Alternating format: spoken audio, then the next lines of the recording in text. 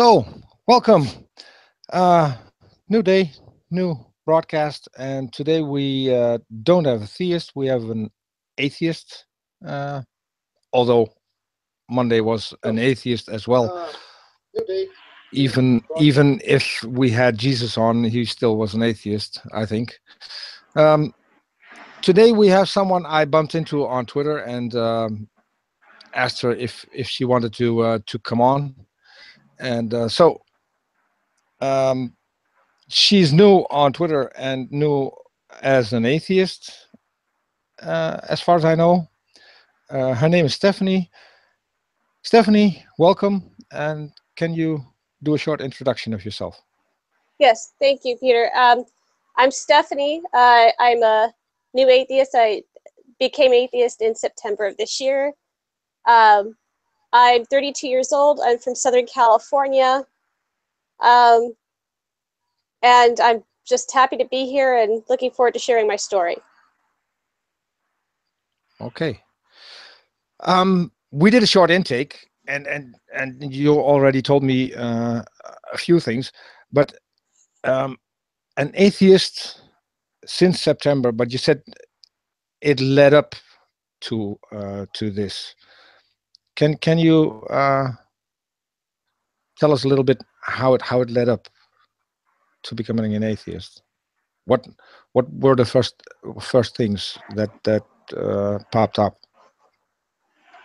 It actually goes way back. I was part of my religious background. I was brought up Catholic, very conservative with kind of a fundamentalist Protestant twist to it. And by the time I was 18, some things that had happened, that's when it really started. Those seeds started to be planted of doubt. And I left the Catholic Church. I stayed a theist. I stayed a Christian. But then I was already starting to doubt why things were the way they were. And that should have been a point in time in my life where I probably could have made a break as an agnostic, at least. But I got pulled right back into religion. And then it just kind of happened again. And finally I realized, you know what, this is just the way of it. I don't believe this anymore. I'm trying and I'm trying. It's just not there. And September, I finally said, you know what, I can say it. I can apply the word to myself. I don't believe anymore. I'm an atheist. Mm-hmm. But what exactly, how did you question? What did you do to question everything? This is something that American listeners might understand a little more than someone in the Netherlands or Europe. But first, when I was with Catholicism, some issues in my family regarding marriage. The rules, like if you don't get married a certain way, you can't receive communion. They bar you. Some of their rules seem arbitrary. So that started to like, how does this glorify God? Or why would, if God loves everybody, why are people being excluded? So questioning the theology. And then this time around, after going back to, I just came out of the Lutheran church, it was actually Donald Trump. I'm not, I'm blaming him for becoming, but what it was is I saw people around me who I thought were good, lovely people, and they are, and they're supporting this man who talks about grabbing women in intimate areas of the body and bragging about assaulting them and making fun of disabled people and being racist. And it's like, it made me question my identity as a Christian. It's like, how can anybody who says they believe in Jesus, who talked about loving everybody, stand behind this man? Mm-hmm. And it really started that process of just doubting, and back to where I was when I first left the Catholic Church about God, and not just Catholic theology. I had long since abandoned that, but but theism itself. Yeah, well, I still think, and the perception here in Holland is that Trump is in no way a Christian. He doesn't seem to know anything about the doctrine. He doesn't seem to know anything about the Bible, even when it's his favorite book. Yet 80% of evangelicals in this country supported him. I don't get that. Yeah, that's something that baffles me too. but I have to say that it's the first time I hear someone say that Trump was the reason to abandon theism. Uh, Well, I wouldn't go so far to say that. He just kind of triggered what was already there, and it just kind of mhm. aggravated it. Because I was a member of a faith community, a Lutheran church at this point in time, where people are supporting him. And it made me question my identity. And then all those questions that I'd had before came back. And he didn't bring those about. Those had already been there. But because now my sense of connection with this community is eroding, the questions can come back. That social link is starting to erode. So that makes it's easier to question when you feel less connected. Okay, and did you go look for certain sources for information when that happened? Because, well, Uh, a couple of so, people what do that you mean? I've talked to went on websites like the Thinking Atheist, or went on YouTube to watch videos of certain people, or read books. Yeah, I started binge watching Richard Dawkins videos on YouTube because he has like the God Delusion. I didn't read the book, though I do want to, but he had a television series with the BBC that was basically mhm. the video version of the book. And it's Yeah, targeted towards people who were in the position that I was, that, you know, they're vaguely unhappy, don't know why, but don't realize that they can leave. And everything you talked about were things that I'd already thought about, you know, the complicity of even the moderately religious in the worst things of religion. Most Christian people in America, I would say, are moral people. They don't believe in murder or these bad things, but yet they're part of a religion where that happened. And thinking about that slippery slope that goes mhm. from moral moderates to the extreme immoral crazies of the religion. And, Yeah, you know, is the comfort of religion worth the cost of it? And I started really thinking about what he'd said. yeah. Well, I can at least link you to, because the audiobook is on YouTube, and that's read by Oh, Richard Dawkins and his wife. So should you want to enjoy the whole thing, I don't know if that's an official thing or not, but at least it's on YouTube. I've seen it on YouTube, and oh, okay. it has been there on a long time.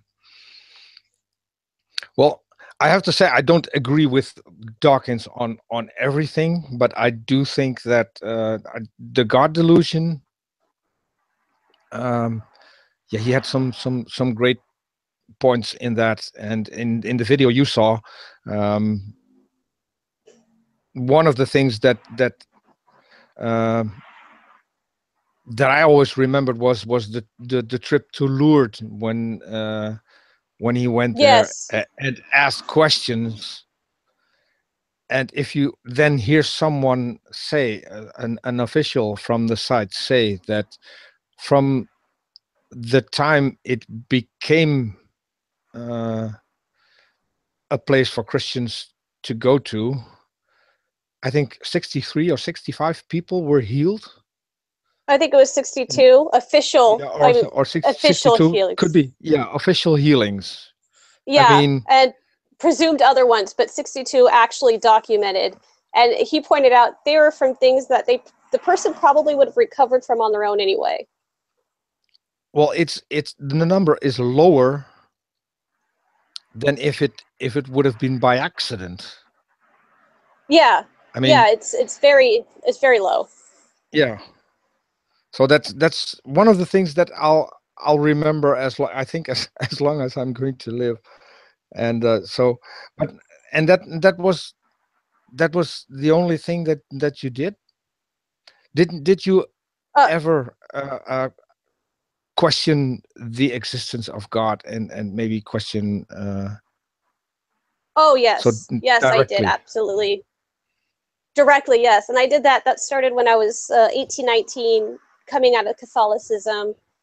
And someone, I guess they talk, you know, religious people, when they realize that you might be doubting, they going to pull you back in, and it worked. Um, Hmm. and I started jumping into religion and thinking maybe I just you know, and they use the excuse the devil's getting to you or whatever. Maybe it's just me. It's not, it's a problem with me. It's not my rationality. It's not something good that's happening. It's a problem. And I kind of went with that for a while, kept trying. And I would get spurts, and I realized looking back, that was more just feelings of connections with members of the community more than faith. But yeah, looking back at things in my life as far as directly questioning the existence of anything, some things happened in my life where, looking back, it's like, if there was a God, he would not have let this happen. Or where was he? Why would he let these things happen? Why did he let some of the things that happened to me happen? If he really loved me, if I accepted him as my if Jesus is my savior, why didn't he have my back? I did everything. I tried so hard. Why did he abandon me when I needed him? And that just led me to the conclusion, probably because he's not there. He can't abandon you if he's not there. And that's what it was. It just wasn't there. And I realized, oh, and all these things, one thing being a new atheist that I'm realizing is I don't have to thank God for things. I used to thank God for, oh, I got a new job, praise the Lord, or this or that. And I realized that wasn't God, that was me. Why am I letting an imaginary character take my credit for my hard work? No, that was me. And look, you know, it's all been me. It's all been people around me. There's been no God. And I realized that. Yeah. Well, I've been an atheist all my life. I grew up in a neighborhood where, well, we knew that there was one family who went to church, and I later on found out that they were Catholics as well. But they weren't vocal about it. They were, and if anything, more hiding it than putting it out there. And so, wow. To me, when I told you I bumped into to Hovind at some point, and the complete nonsense he puts out. But there's one thing, and then I started getting interested, and there was I looked at this. It's I think almost 4 years ago now. I'll have to look back to my first tweets about it, but I think anywhere between 4 and 5 years ago. What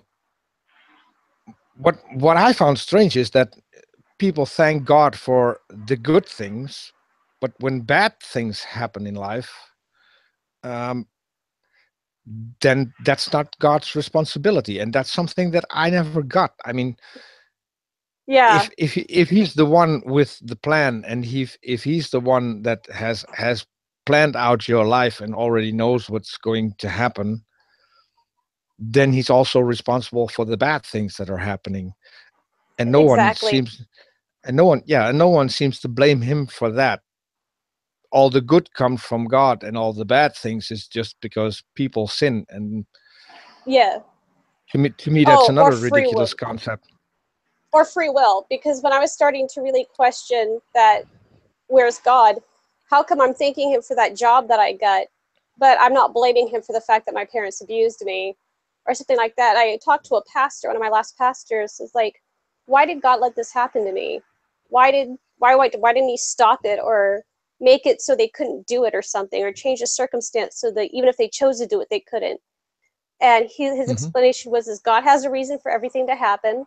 Maybe you kind of had to go through this because the things you learned, the strength you learned you had from it would not have come had it not happened, which I kind of pissed me off. And another thing is we have free will. Your parents had the free will to make bad decisions in their parenting with you. And it's like, I understand that, but it's like, he couldn't like make it where someone intervened in my life and got me out of there so they could have their free will and I can be safe. I mean, how come I can't blame him for the bad things that happen, but I have to thank him that I'm not homeless, or that I get good things, or that I have a meal today? And that really started eroding, I think, whatever sense of faith I did have. Yeah. And if you read the Bible, he is capable of interfering with free will if necessary. I mean, I think the most famous passage is in Exodus with Moses, when he hardens Pharaoh's heart. Pharaoh is ready to let the people go, and then God hardens his heart. Yeah. So he's capable of interfering with free will. He doesn't have a problem with it.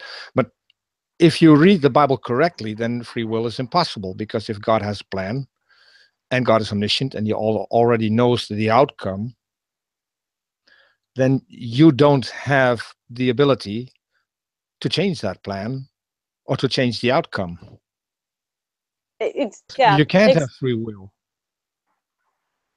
Yeah, what did they? I don't know who said it, but I think it's absolutely correct. It said the road to atheism is lined with Bibles that have been read cover to cover.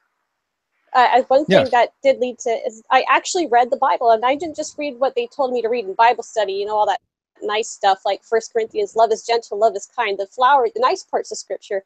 I read all of it. I read the nasty, gory stuff in the Old Testament, and I realized, wow, for a God who loves his people and saved his people from slavery, he's sure like to wipe them out and do some really nasty things to them.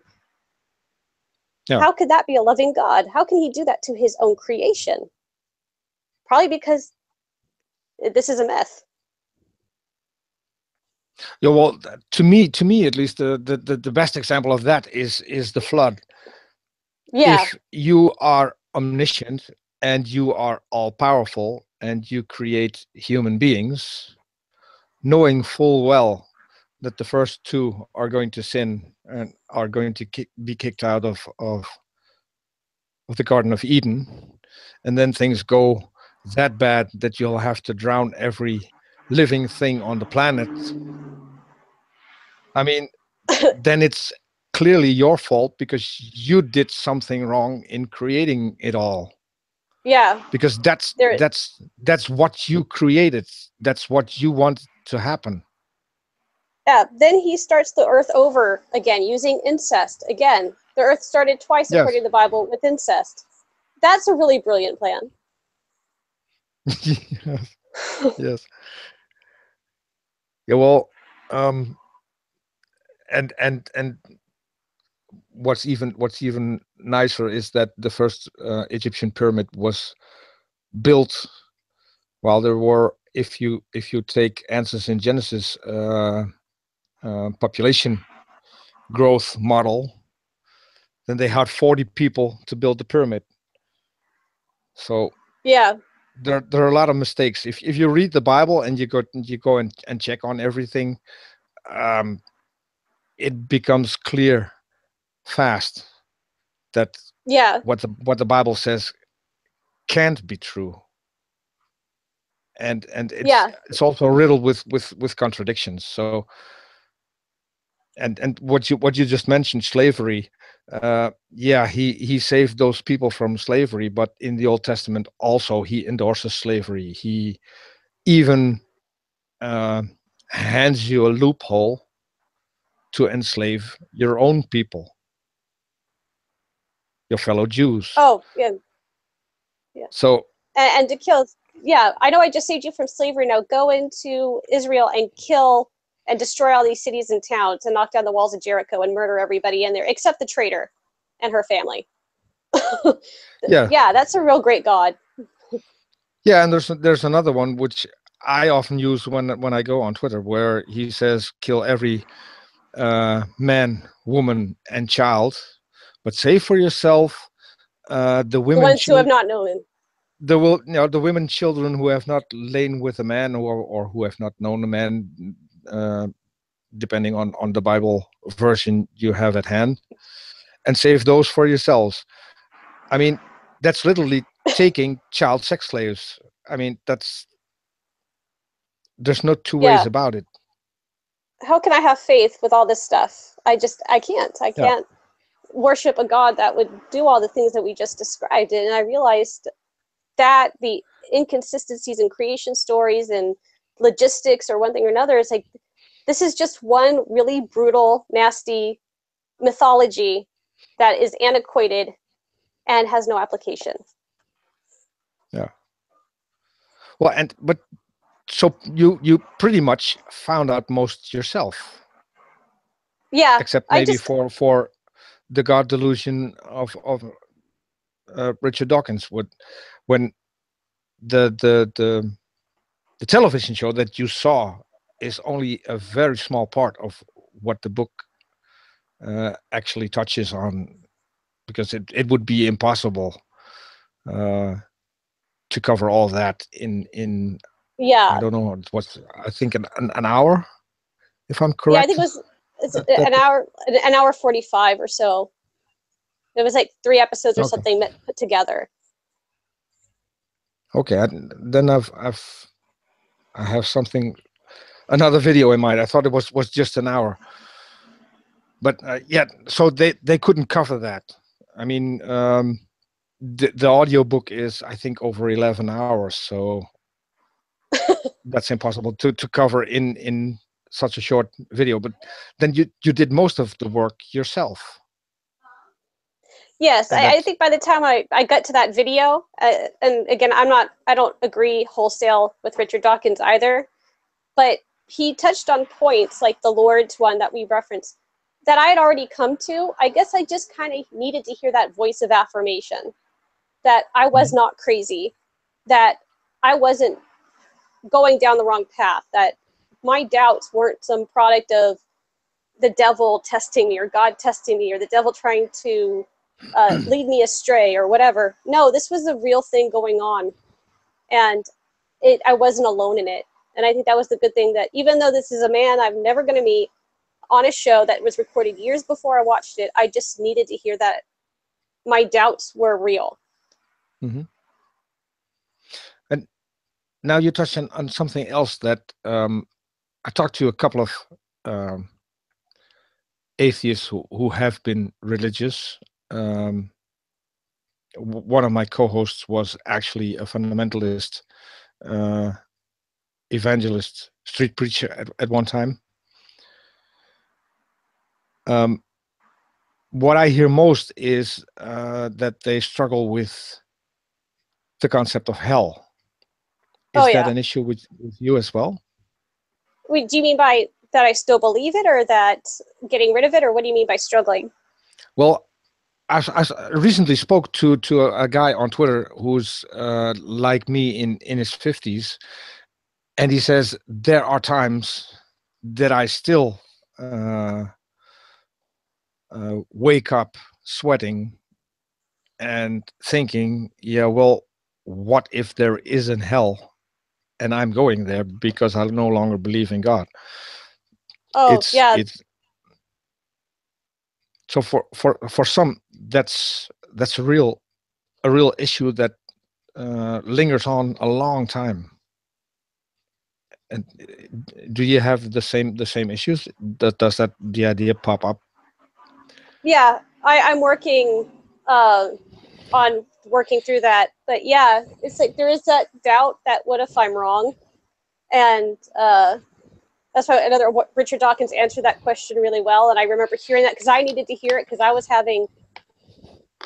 waking up in the middle of the night sweating, thinking about going to hell. But that's usually because I know, like, you had a more secular upbringing. From the time I was little, the idea of hell was very ingrained into me.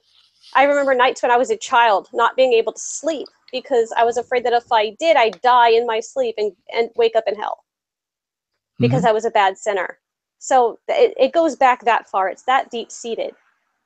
I was threatened with hell on a regular basis as a child. And even though I know that's complete lies now and that it's not true,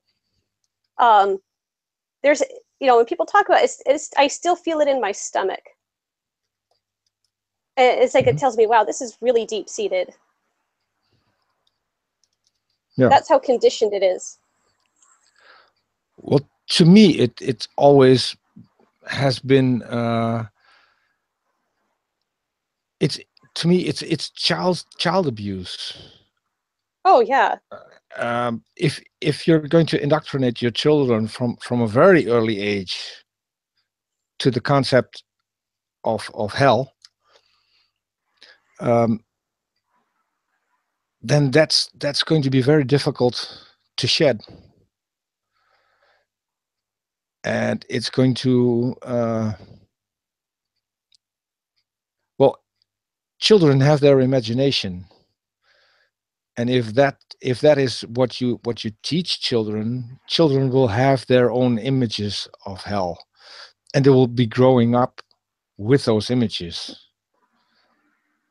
And to me, Oh, that's insane. I can't even imagine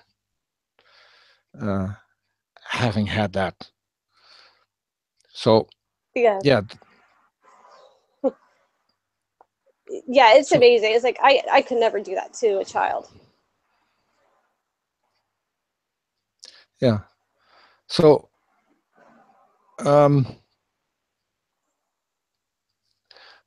we pretty much covered your background and what led you away. Is what was the clincher in September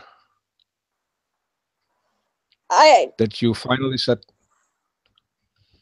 Well, I've been seeing a therapist, not for this, but I had anxiety issues back this time last year that caused me to see him. So that's what he treated me for initially. And he is a secular therapist, and I have resources. Secular therapy is one of those things. And we just talked about some of my anxiety issues. What do they really stem from? Because it's one thing to have a panic attack. It's another thing to know what you can't treat it unless you know why it's happening. And a lot of it is self-esteem issues. A lot of it is things that kind of back in my childhood. And one of the things I put on the list to talk to you about is like, one thing is sexuality. It's the shame that goes along with it. And if that deeply intimate area of your life is attacked and you're told you're dirty for it, and you're told that the most basic human stuff is filthy and wrong and sinful and is going to send you to hell, you really have nothing to build a sense of self with. And I never felt good enough, whether it was like in my job, in church, in my personal life, in my relationships. And I realized that it all kind of had to do with my religious upbringing and the religious teaching I was getting around that time. And I started thinking about it, and all the Trump stuff was also happening too, alongside of this. That's why I want to be clear, I'm not blaming Trump for becoming atheist. It was the perfect storm with other things going on.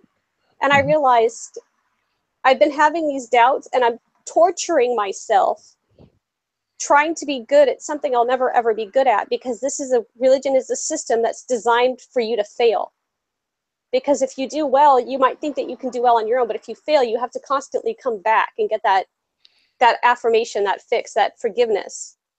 And as I started understanding that more, it became easier to kind of start moving away. And finally, I realized I'm done. I can't do it anymore. I'm done. I can't fake it. I don't want to be fake. I don't want to lie. I can't say something is there that isn't there anymore. I have a question from the chat. Okay. One of our regular viewers. Now I'll have to move it a little because otherwise I can't read it. He said he would be curious to know how you didn't fall for all the excuses and reinterpretations from the thousands of apologists to explain the bad aspects of the Bible she had trouble believing. That's a question from Keith X. Well, I would answer Keith this way. I did and I didn't. There were times where hook, line, and sink, they got me. And because I needed to believe it to keep my faith, but things would happen that would come up, particularly in my, not going over these things, but in my personal life, that would make me doubt, and these questions would come back. And I've always been the type of person who questioned everything. A child like me would have been great, would have done very well in a secular home, not in a religious home where I was constantly in trouble for asking questions. I'm very analytical. I see patterns that other people usually don't see. I question everything. I usually sat outside of a Sunday school in the hall because I got punished by the nuns for it. But I think it's just, I'm not even joking. I'd ask too many questions, go sit in the hallway. I got in trouble, not because I wasn't disruptive or hitting other children. I was just too inquisitive. I asked the wrong questions. And I think I've just been like that my whole life. So there were times, Keith, where I believed, and then there was times where my rational brain got the better of me and went, wow, this is bull. And it went back and forth a long time until now. Yeah. Well, you'll have to look up Matt Dillahunty from the Atheist Experience. You haven't seen them before, you said. No. I'll send you a link to their channel, because what you just said is what Dillahunty said. If you think about becoming an atheist, they make you go to church, go and ask questions, ask lots of questions, and they'll make you stay home or make you leave the room or whatever. So you just confirm that that's actually what's happening if you're going to ask questions. Yeah, you get punished. I have so many memories of sitting in that hallway crying, wondering, what did I do that was so bad? I didn't understand why I was being punished. And that was one of those experiences too that eroded my self-esteem. I'm being punished for thinking. Why would I be punished for thinking? Isn't it good that I'm paying attention and that I'm actually thinking about what I'm being taught? That's another thing. What I see when I talk to theists is that thinking isn't an option. What you need to do is you listen to what you're told, and that's what you should believe, and that's it. You don't ask questions about it. You don't question the authority, and that's what I think leads to a whole lot of other problems that are that we currently have in the US, because people are just taught to listen to the voice of authority, and that's it. You don't ask questions. Yeah, I'm the type of person, I guess my personality, authority really doesn't mean a whole lot to me. I mean, it does and it doesn't. If an authority figure is telling me something that's not making sense, I can't accept it. You know, it's just that authority means nothing to me in that type of a situation. So I guess to answer also Keith's question further, how did I not buy it? I guess I have a very naturally independent personality, and I just, I sometimes I wanted it to stop. I wish I didn't question so much. I wish my brain didn't just go there, but it did. And I tried to be the good little sheep that I was supposed to be, and that would last for a while, but it always fell through. Okay. I want to move on to the next point, because for the people that just tuned in, you've made a list of things you wanted to touch on. So I'll go to your next point in the list, and that's concerns and fears you have regarding being open about your atheism. So you live in California? Yes. Which isn't that deeply religious, but you live in a as we would say in a small pocket that is. Yes. Yes, I live in an area. Saddleback Church is not too far from me. Calvary Chapel originated in my area. Ray Comfort preaches in my area. I don't.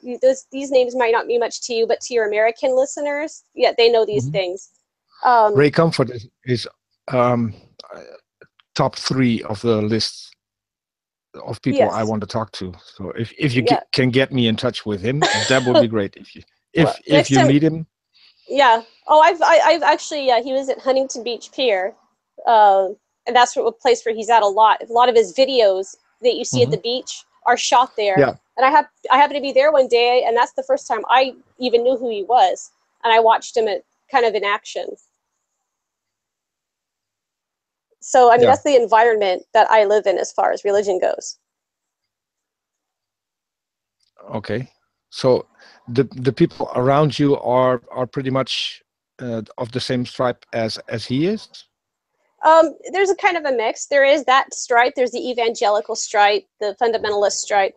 But I live in an area where there's a lot of immigrants, so there's a strong Catholic community around me as well. So it's whether it's Protestantism or Catholicism, it's just conservative religions. Mm-hmm. Yeah, well, I've already found out that Catholicism in the US is a lot different than it is here. I mean, here in Yes. Holland, those that still go to church, for them it's more something traditional. Most of the people who go to church don't even believe there's a God, but it's more the tradition of the family, the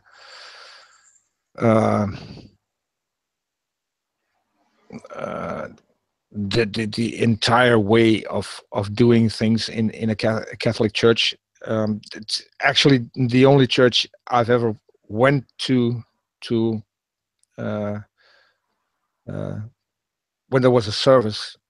A friend of mine, his wife died, and she was Catholic. He was an atheist, but she was Catholic.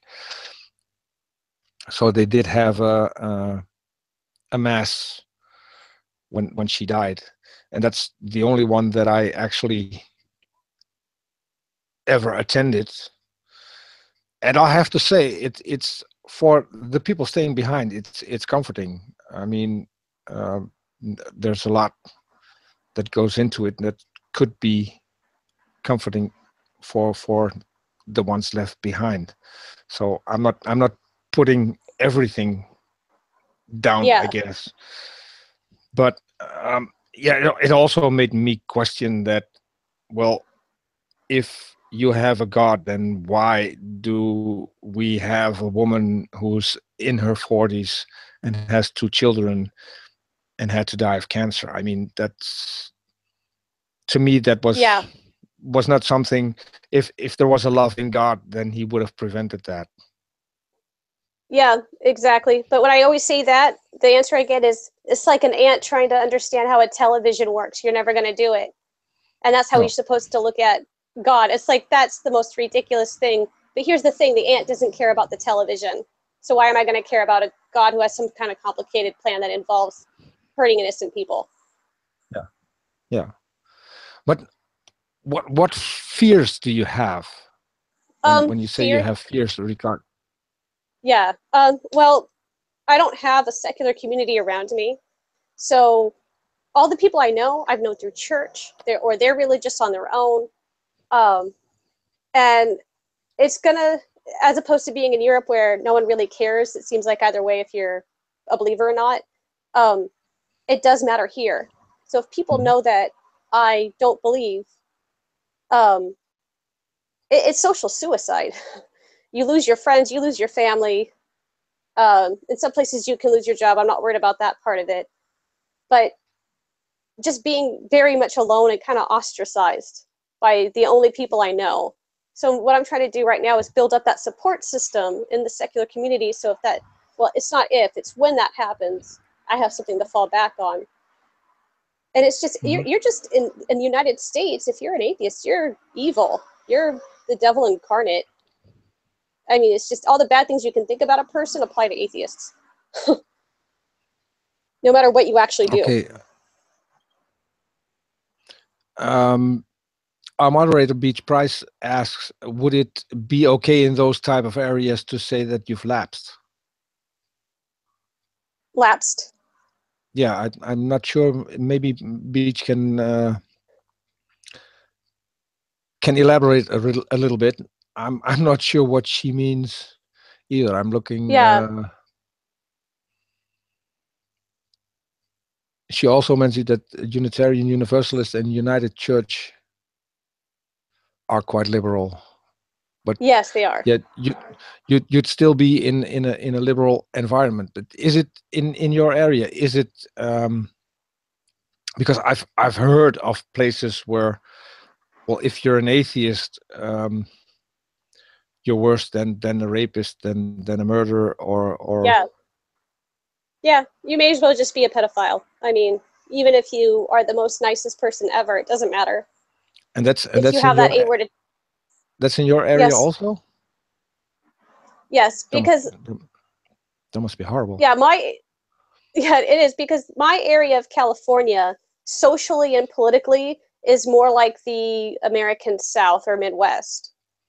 It's not the liberal West Coast, or it's not like Los Angeles, which I'm not in that. It's not like Hollywood or what people associate with liberal California. It's very different here. Mm-hmm.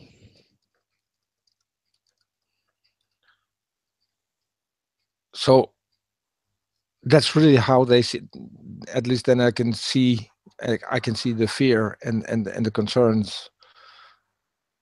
Yeah, as I said, I have a couple of followers who are pretty close to you, so maybe they could come up with some kind of community you could join.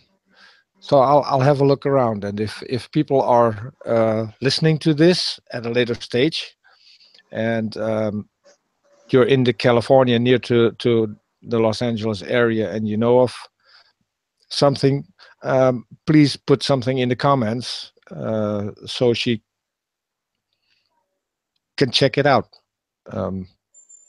Or if you're on Twitter, contact us on Twitter, and we'll make sure that Stephanie gets the message. I'm just looking still at the question that Beach said. That she asked, would it be okay if you said that your faith has faltered?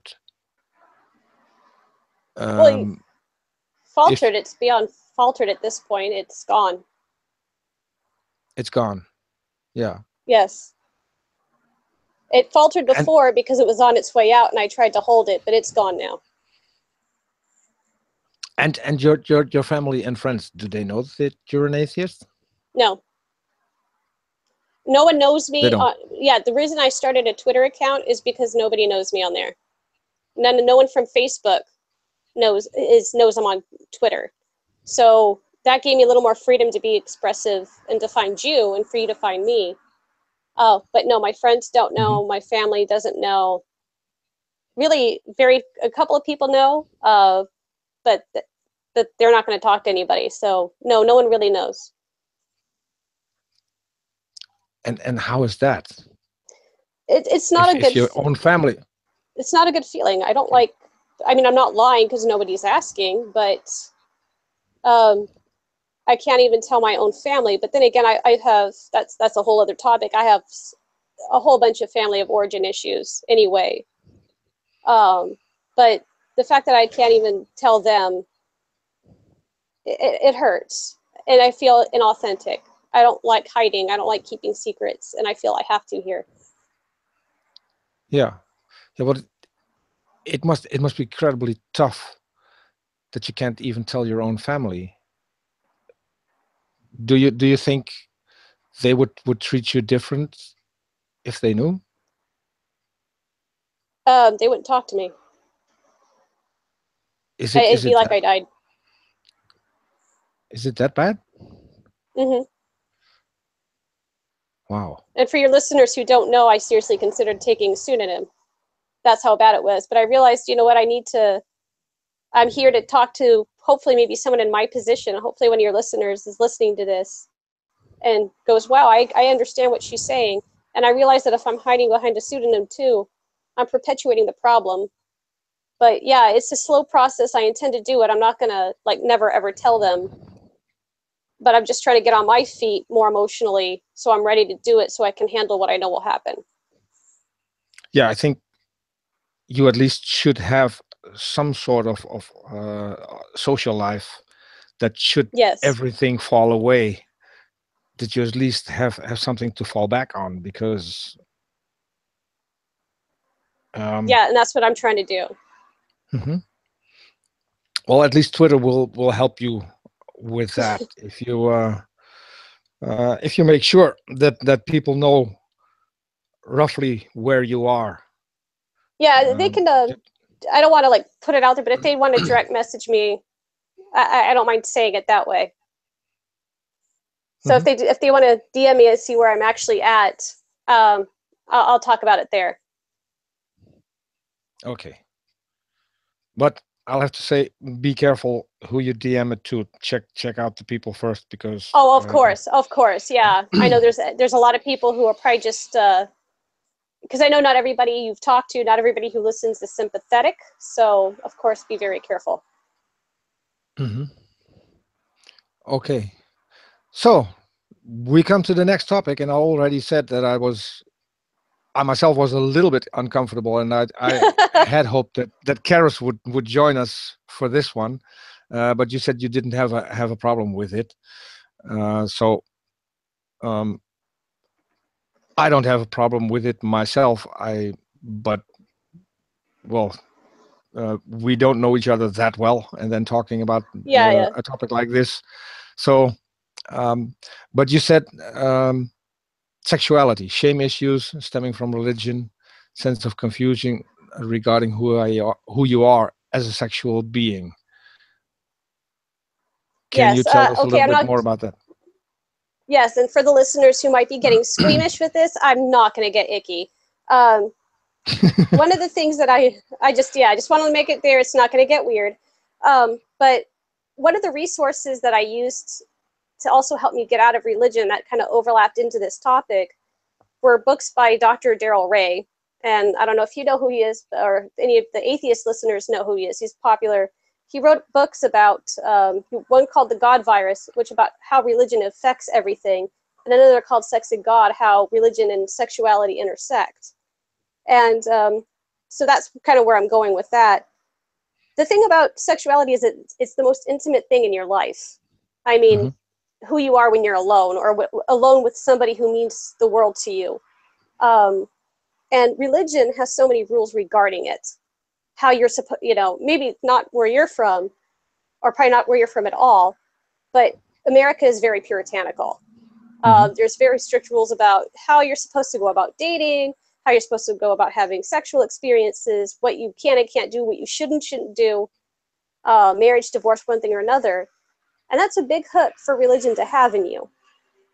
And Dr. Darrel Ray says it perfectly. That's the weak spot of religion. If we can erode these artificial religious mores, we can defeat religion. And I realized that in my life, religion had a big hold over my personal life. When I was little, my grandmother caught me doing what children normally do, exploring myself. I mean, I'm not going to get into that, but children do it all the time.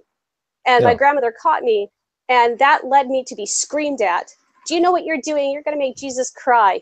That's dirty. That's disgusting. How could you do that? And screaming at me. That was my first experience with what that even was. I didn't even know why she was angry. And that, even now talking about it, I can feel that disgust in my stomach that I felt, when she just screamed and reduced me to tears. I didn't understand why she was angry. Growing up, there was no education about, being safe, birth control, or even dating. How to go about dating properly, how to, when you're talking to somebody you might want to date, how to look for red flags or make good decisions about who you open up to and who you kind of keep away. So that caused me a lot of bad relationships in my life. I'm divorced. I probably wouldn't have picked him had I had better training and what to look for as far as someone who's good for me, healthy for me. I was in domestically violent relationships. I've been assaulted. And I think that's because there was no training. There was no one telling me how to stay safe, what my rights were as a person. I'm not just talking about what happens in the bedroom. I'm talking just in general, what my rights to my body are. And that caused a lot of shame. So from the time I was little, I was told I was dirty. And then things happened that reaffirmed that. Things that weren't my fault, that I got blamed for, or I blamed myself for. To a failed marriage, and I call it a failure because it ended so bitterly, that could have been avoided. And going on, now that I'm single again, now that I'm atheist, it's like, who am I and what do I want? That's the confusion I was referencing. What do I want? I can do whatever I want now, so to speak. But what are the rules? What are the ethics? I don't even know how to date somebody. I've been so locked in, I don't know how to be a human. And that kind of bothers me, and that's been an issue that I'm facing. But reading these books and kind of just being honest with myself, talking to the therapist, that's helping a lot. Mm-hmm. Yeah, well, I think that as long as things are consensual, that there shouldn't be a problem in doing whatever you want to do. I told you in the brief intake that my relationship isn't actually the normal, the usual one. I wouldn't say normal, but the usual one. It's something that happened to me. I didn't go look for it. Sometimes I kid and I say, well, I got one and got one for free, because that was what actually happened. There's also quite an age difference in my relationship. So my first girlfriend is 17 years younger than I am. The other one is 19 years younger. And so my girlfriend fought for me for, I think, about a year.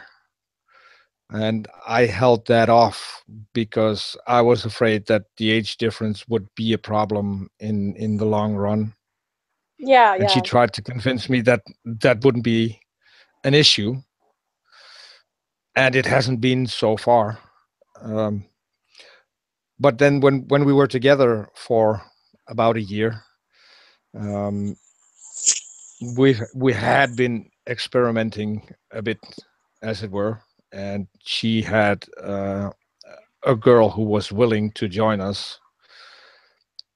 And that turned out to be that she had a long-standing relationship with her before we even got together. Oh wow. They didn't live together, but they were pretty much girlfriends. So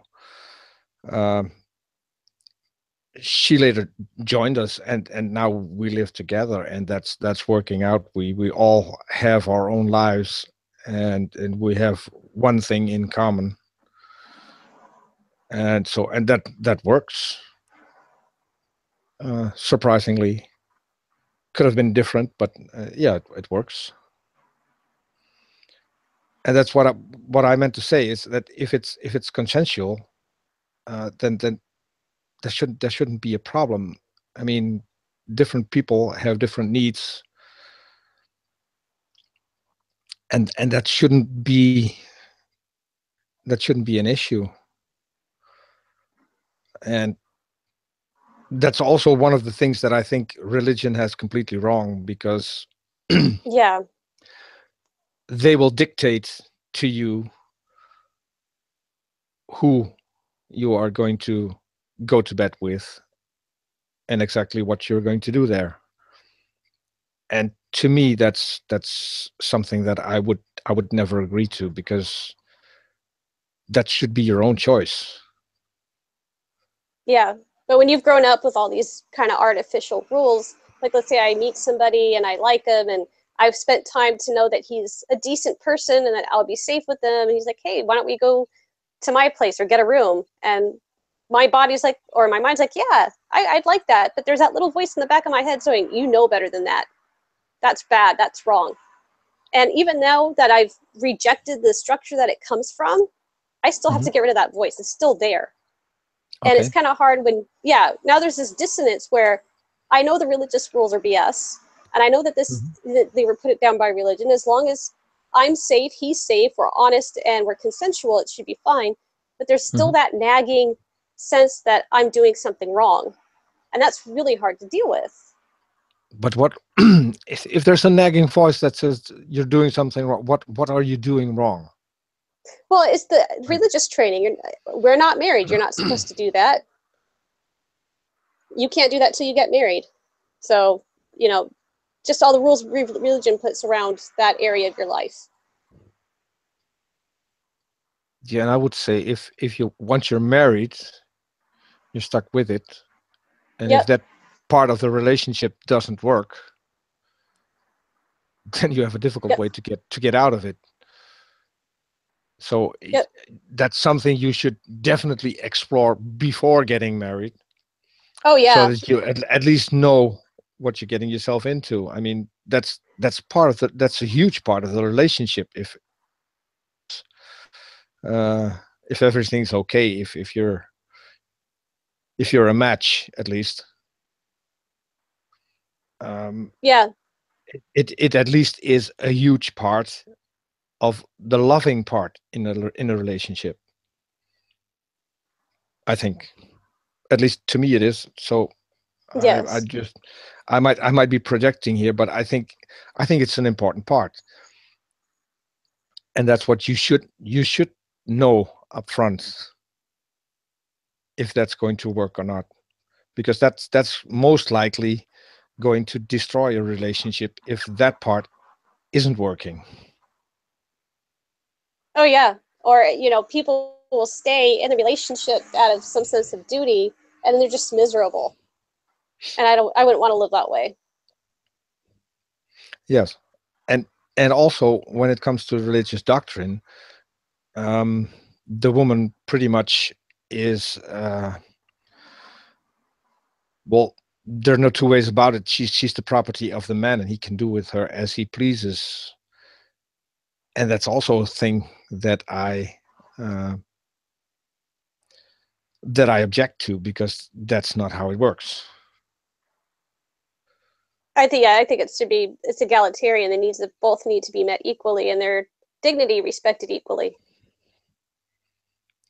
Yes, you should be equal on everything, Yes. whatever part of the relationship.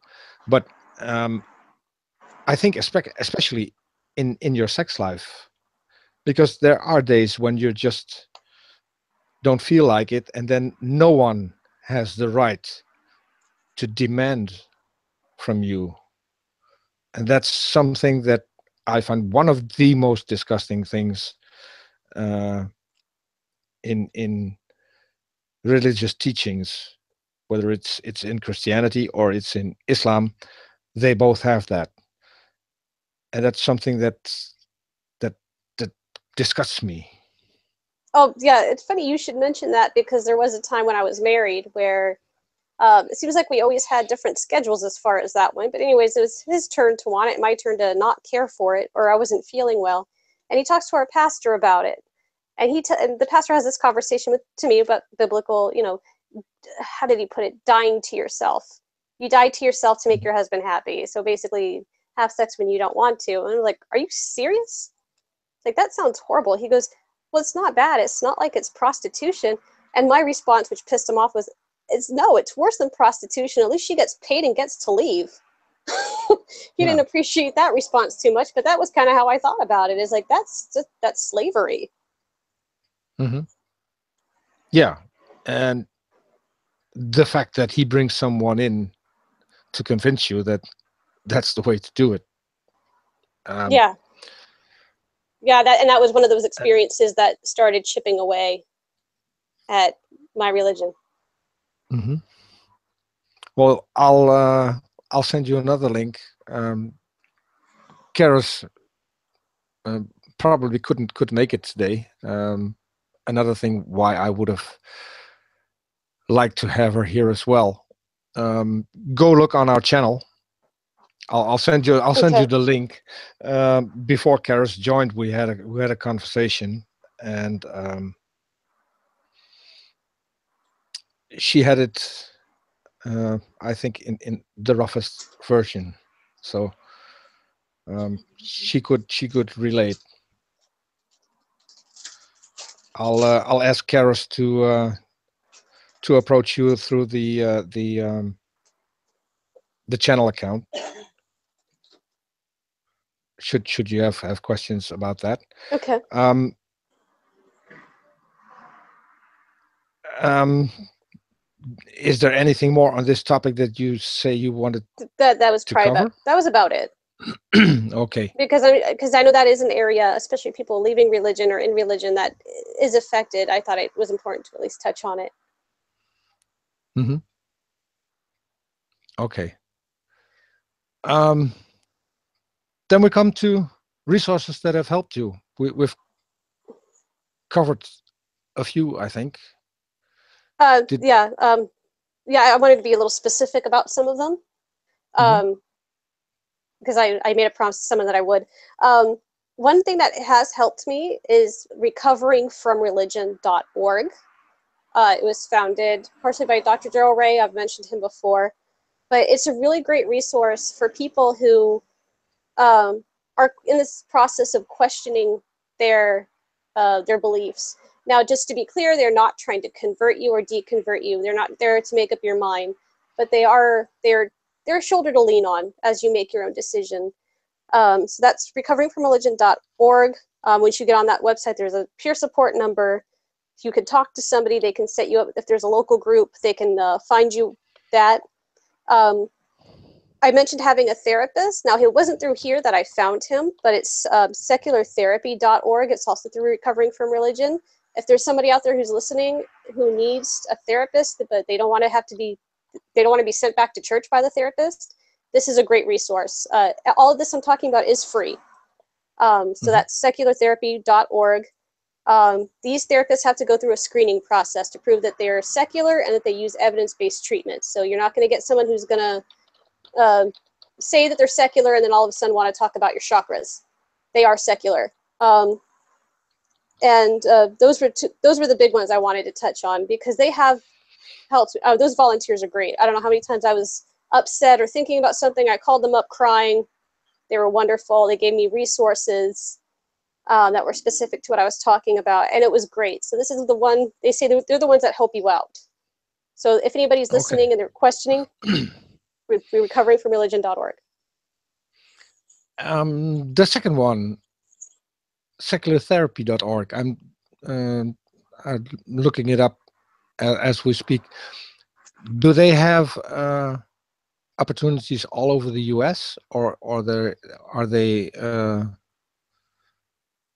based in one? Well, I would say that they're all over. So it's basically they have therapists that register, go through the screening process, and wherever that therapist happens to be is where they're available. And it's all around the US. I believe it's in other countries. I think there might be a couple of European countries included as well.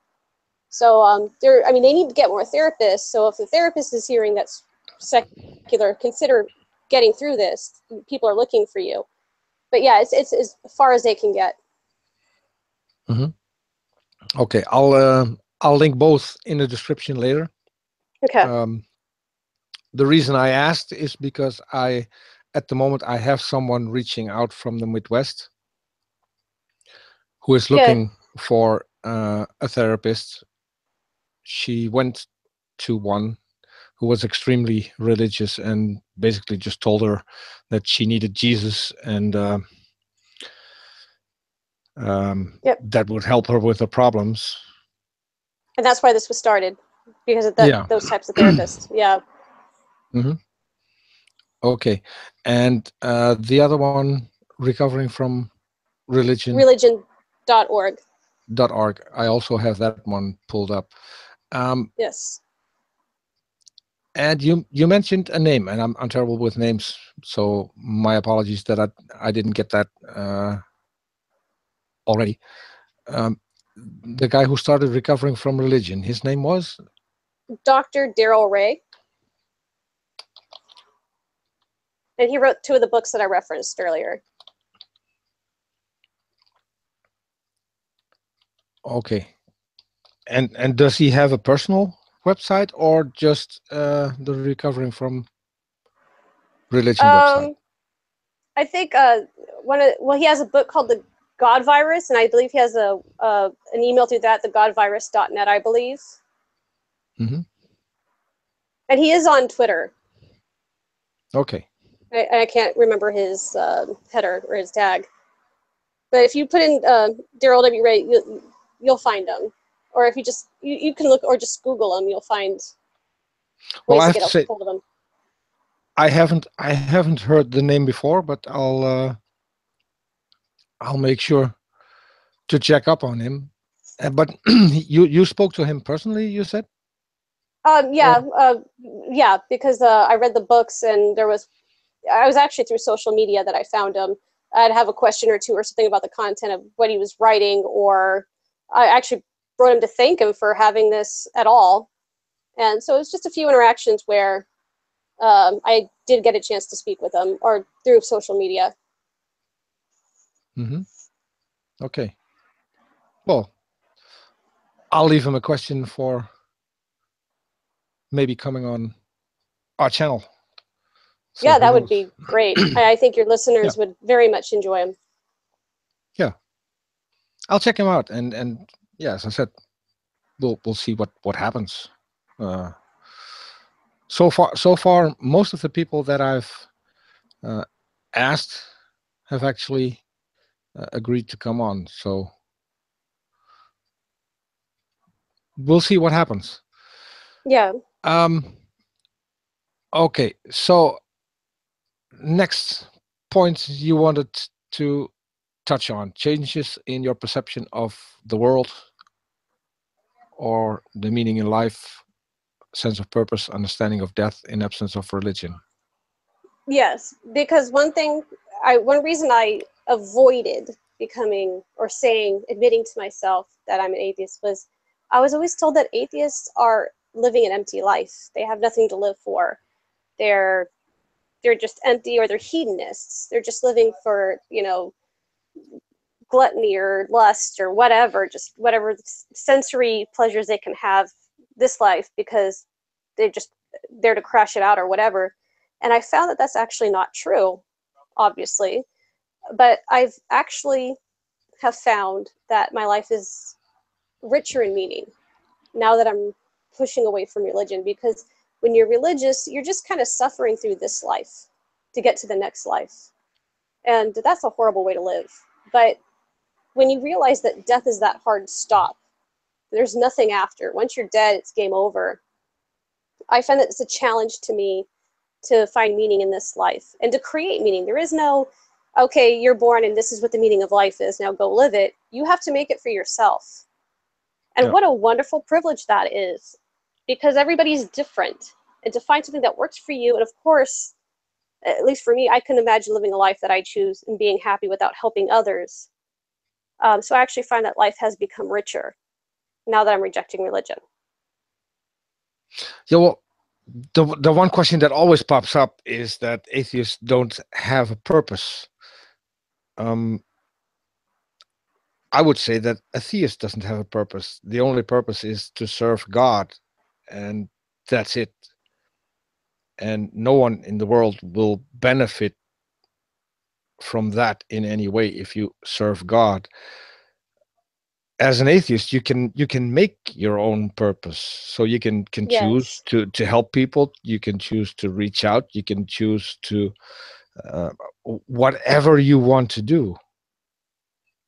So, and to me, that means a lot more than serving a God who will never show up, who will never tell you that he's satisfied with what you're doing, or if you're doing it right, yes or no. So Yeah. to me, you get a lot more purpose in life when you get to decide it. And Yeah. have you thought about a purpose? About what my life means to me? Well, your purpose in life. Well, kind of going back to where I was religiously, Keith had asked about how I resisted, and I told him that there is times where I was, hook, line, and sink believing it, and that was true to the point so much that I actually considered. I came from a Lutheran sect that allowed the ordination of women, and I was actually looking at seminaries because I believed I had a calling to join religion, to be a pastor. And I realized now, especially that I'm out, it's like, because I've thought about that, it's like, what was that really? Because I know there was something real to it. Obviously not the God part, but there was something else for me that was real. So what was that I can take with me? And I realized that I really enjoy helping people. I like to teach people. I like to affirm people. I like to lift people up. And I think that is my purpose in life, however that's going to look. I feel there's a part of me that wants to stick up for people. And that's one reason that I'm doing this is I know that there's someone who's in my situation who feels all alone, and I'm there to tell him or her, you're not alone, and you're not crazy, and you're not bad, and you're not weird. You're beautiful just as you are. And especially now that I'm secular, I think one thing I want to do is make America a safer place for secular people and to stand up for that community. Mm-hmm. Well, that's if you're alone in the environment that you're in, that's going to be a tough job to do. Oh yeah. I think. Oh yeah. I don't have a plan as to how I'm going to do that yet. I'm not saying I have all the answers, but that is something I've thought about, and I think I want to be an advocate for people. Well, that's how I started out. I started when I saw those videos of Kent Hovind. I already had a Twitter account. I didn't use it for anything other than get some news and a few clubs I was a member of, but I didn't tweet anything.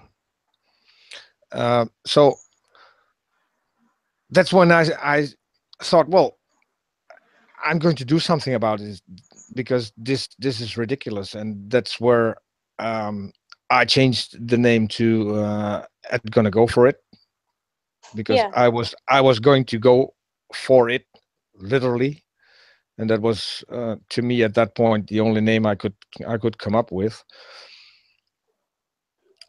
and just having talks with people on Twitter. And I have to say I was a little bit more aggressive when I started.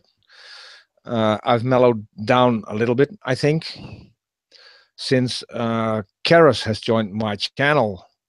I've mellowed down, I think, even more, because she told me that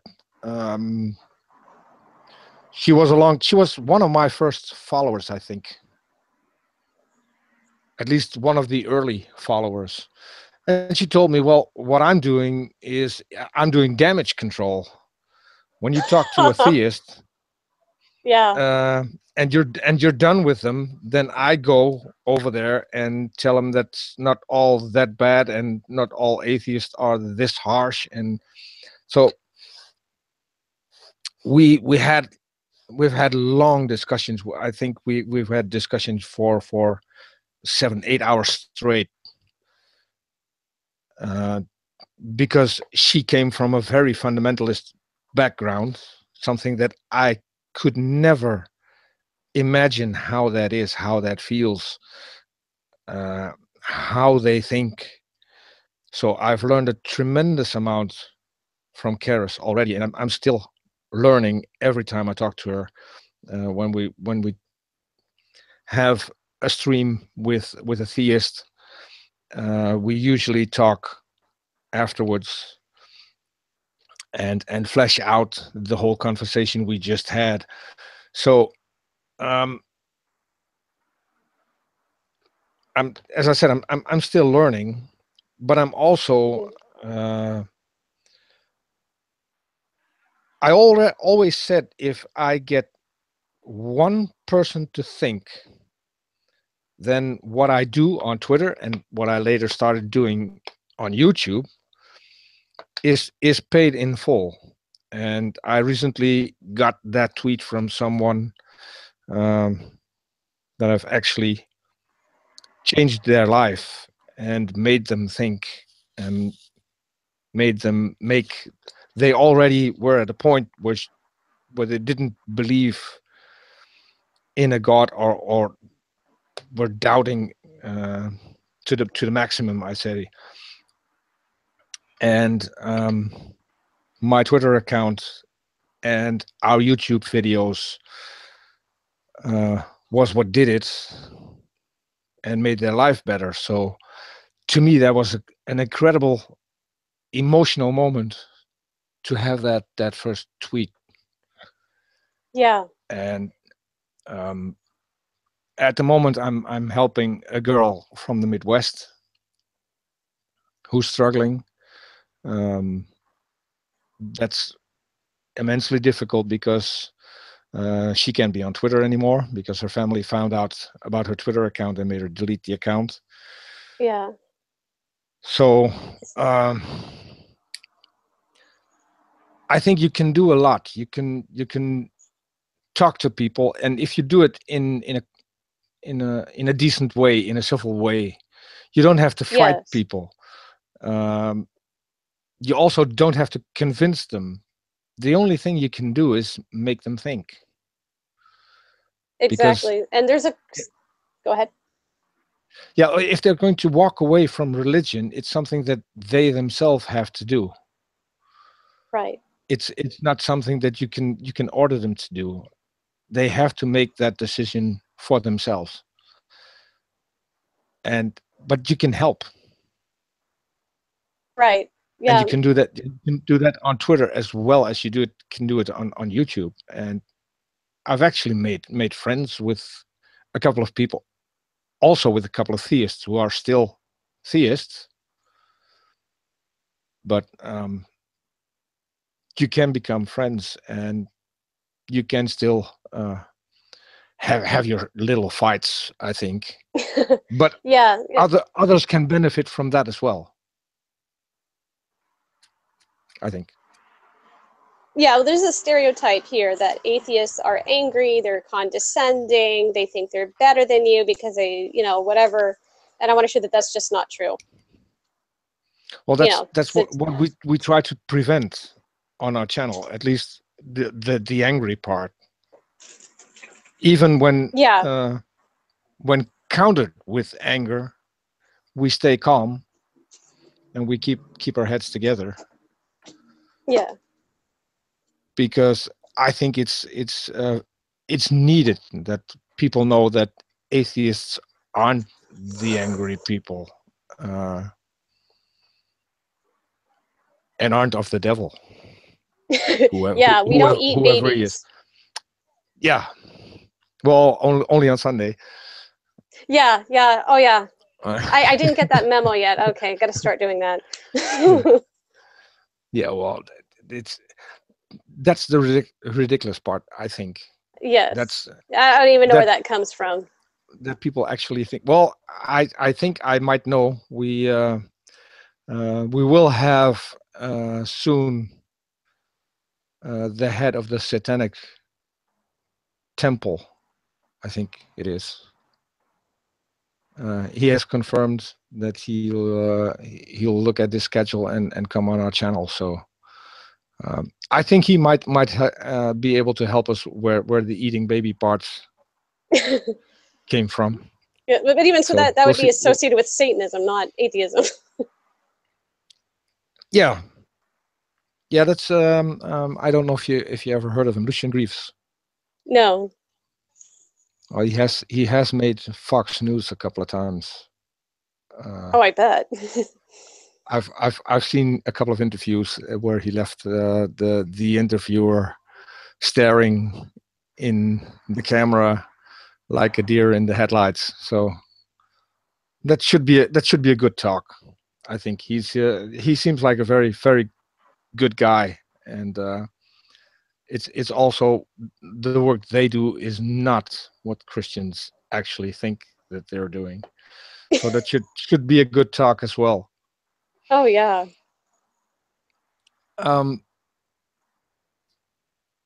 The other thing you mentioned is understanding of death in absence of religion. Well, yes. Can you? Pardon? Yeah, go ahead. I was just saying the reason I mentioned that, I guess because you were about to ask me to elaborate on that, is there's as I was kind of going through this process of realizing that my faith had just completely died out. A friend of mine, her coworker's daughter, who was 8 years old, who had already been fighting brain cancer for over a year, had been given 3 months to live because the chemo and stuff that she was on had stopped working. And that's harsh to deal with. I mean, a child dying. And so I'm already deconstructing my faith, and now I'm, these very pointed questions in my mind about why is this happening to a child, and death. And, you know, she came from a religious family. Her mother was, you know, is Catholic. And so they have beliefs that she's going to go to heaven. And part of me wanted to believe that again. I wanted to believe that this girl who's been suffering for over a year would be in a place where she'd be completely healthy and a child again and have her fun and do all this. And then I realized that's not true. So I really had to think about my understanding of death. And one thing that this little girl, a gift I think she left me through her example, was even though she'd suffered so much with the cancer, she had this zest and this love of life and this positive attitude to the very end that inspired me. And that's when I realized death is a hard stop, so appreciate your life while you have it, because it could end when you're 8, it could end when you're 32, it could end when you're 40, 50, 60, whatever. And so understanding death that way gave me a better appreciation of life. Mm-hmm. Especially the fact that I wasn't buying into the belief that she's in heaven. Yeah, I pretty much the same stance on that.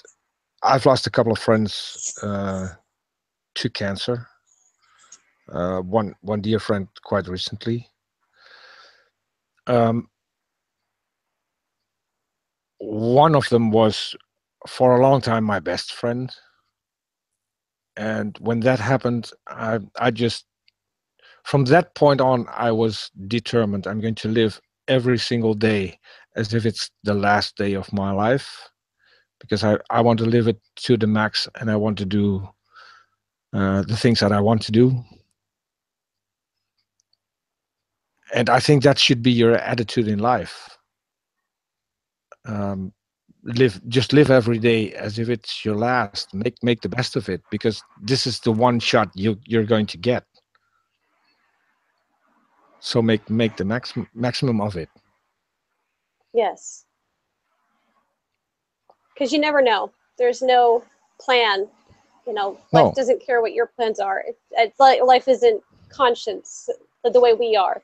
So, yeah, you know, act like you could die tonight and live every day that way. Yeah, because it could just happen. It doesn't have to be something as terrible as cancer, but you could get in an accident and could get killed.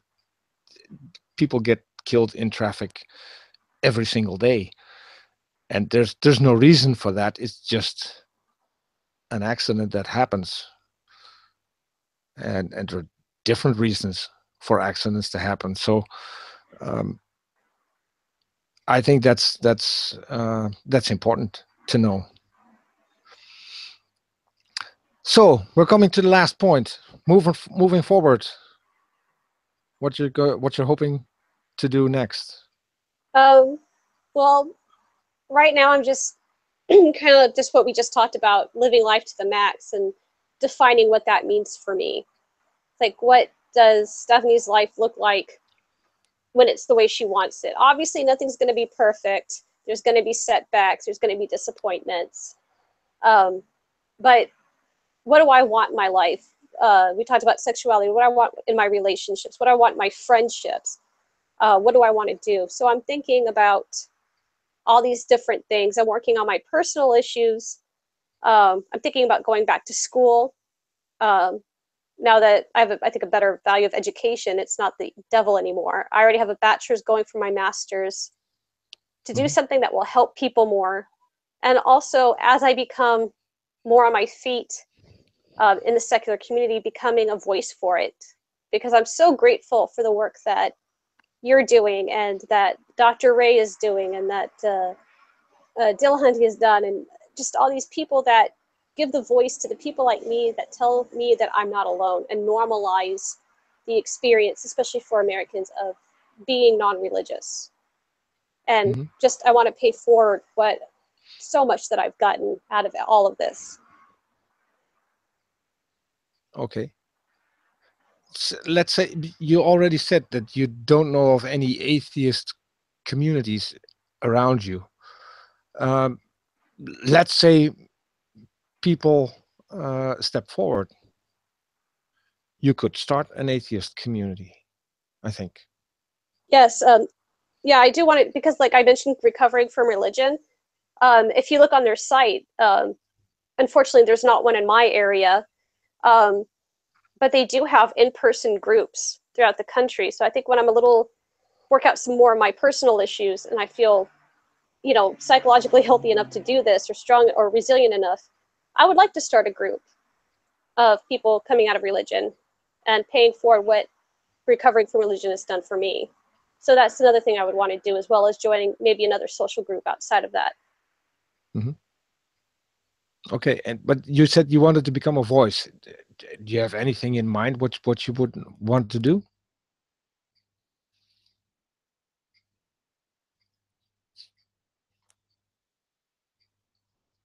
And we lost Stephanie. I'll try to get a DM to her and see if she can rejoin.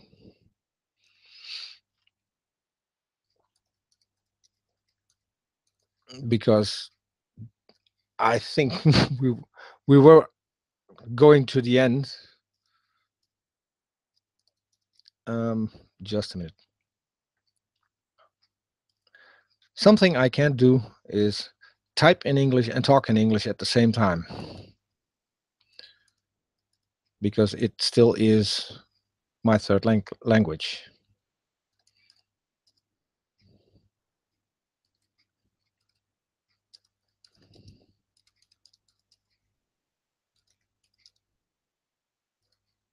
See, and now I've typed nonsense. So I have to go back. That's a pity, because we were just coming to, I think, a good point. We'll wait a couple of seconds to see if she's coming back. Beach Pride mentioned Amanda Glaze. I've heard of the name. I'll have to look that up. My 77 cents. What is MTGGGFI? MTGGGFI stands for Mind the Gap. Gonna go for it. Mind the Gap is the name of the show that we do with Theists, and Gonna Go For It is the channel. And Mind the Gap will have its launch shortly when we go to having actual video and people can see my ugly face along with the co-hosts. And I think Charis will be the coolest one on the show, because Charis turns out to be an invisible unicorn, and you'll have to watch the show to see how an invisible unicorn looks on camera, because you can actually get those on camera. I don't think we're going to get Steph back on the stream. I think there might have been a problem maybe with the internet. She already said that sometimes internet could go bad at her end. So we'll end it here. I would have liked to know what she would want to do in being a voice. Maybe we'll do a backup show at some point. At least for now, I want to thank everyone in the chat for listening. Everyone who has listened live. A couple of people didn't make it all the way through the end, but I want to thank everyone listening to this. I want to thank Beach Price for moderating the chat. For now, it seems that our listeners are at least decent people, because I don't think that she has had a lot of work since she has become the chat moderator. So thanks, Beach, for being there for us.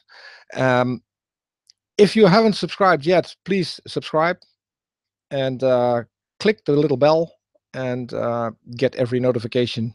So that way you'll get a notification if we go live, because we still don't have a scheduled time every week we come on when we have a guest. So clicking that bell could help.